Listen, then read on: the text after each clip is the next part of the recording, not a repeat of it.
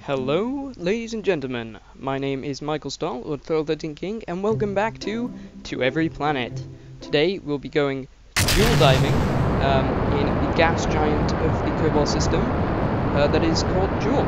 It is green and has 5 moons, which we shall be visiting after this mission, sadly in other episodes.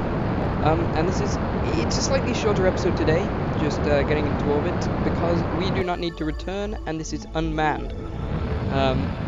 You will soon see why. I say this craft doesn't return. It has a bit of a rough life. The final portion of its life is a little bit hectic and dangerous. Now, the planet that we are going to go to, Jool, is massive. You could fit all of the other planets inside of it with room to spare, and it has its own miniature solar system, which makes it a great place to visit and learn about. It's so big that it's something like 10 Kerbins wide. It's massive. So when we come into orbit around Jool, I will point out a moon that is the size of Kerbin, just so you can see things for scale. This craft is called Galileo, of course, and it is currently in interplanetary space as I deploy the antenna and try and mess around with the... I don't know if they've changed the meshes or the boxes on these scientific instruments, but I was having a lot of trouble for whatever reason deactivating and activating them. So I'm just having a look at the readings, and they're not very interesting, so I give up there. Making some final adjustments now to our orbit, so that, well, you will soon see what we do to the orbit, and you're thinking, no, you don't have a periapsis, you're going to smash right into the planet. Exactly. you learn quickly. Now, when I say Jool diving, well, I mean Jool diving.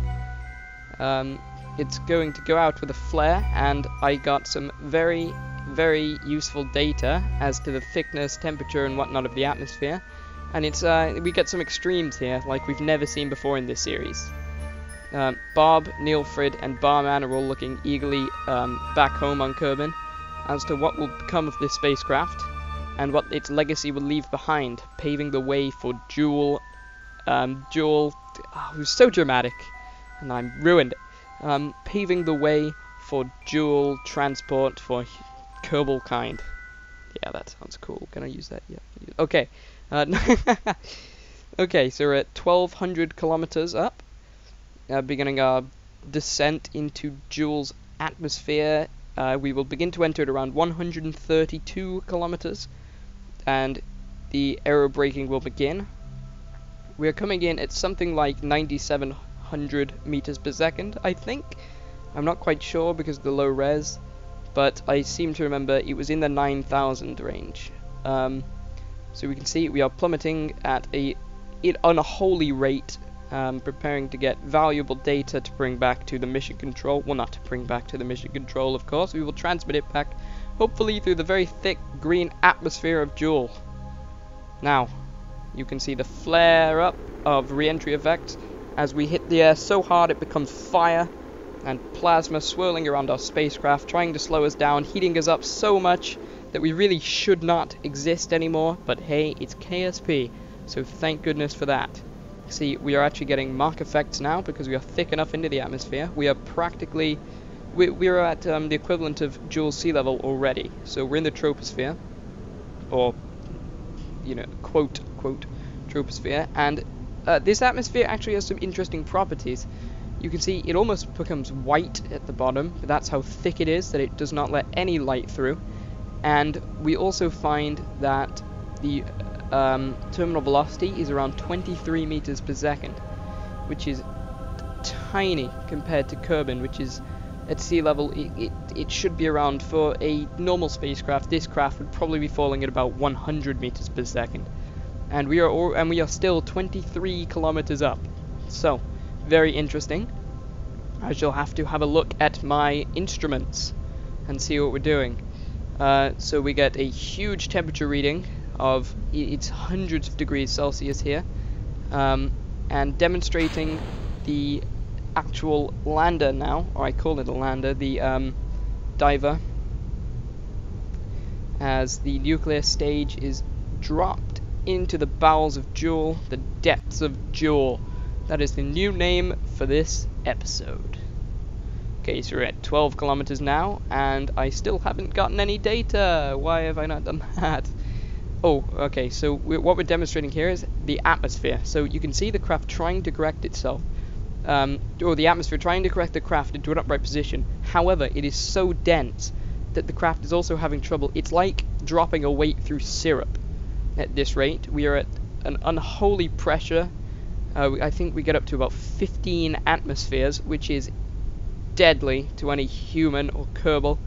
So I'm so glad we made this an unmanned mission. Also, the delta V to get out of here would be greater than a round trip to Jool and Lathe and back.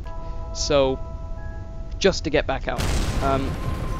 Okay, so you see we're at about 110 meters, and what's this? Moons are starting to appear as I take some readings and deploy a parachute. Now we slow down to 1.2 meters per second, and if you can see down there, that is Lathe, and the white moon across from there is Tylo. Now, Tylo is the size of Kerbin, and it is one of the moons orbiting this gas giant. A picture should show up here, just showing the relative sizes of Jool to the other bodies, but let me assure you, it is huge.